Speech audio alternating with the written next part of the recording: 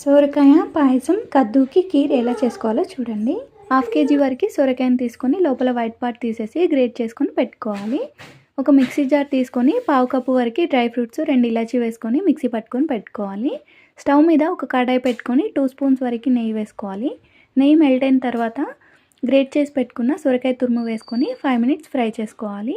ఇలా ఫ్రై చేసుకున్న తర్వాత గంట సేపు నానబెట్టుకున్న సగ్గుబియ్యాన్ని ఇందులో వేసుకోవాలి. పావు కప్పు వరకు సగ్గుబియ్యం తీసుకున్నాను.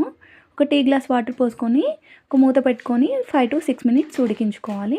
ఇలా ఉడికిన తర్వాత 1 లీటర్ వరకు పాలను పోసుకొని బాగా మిక్స్ చేసుకొని డ్రై ఫ్రూట్స్ పౌడర్ వేసుకొని బాగా మిక్స్ చేసుకోవాలి.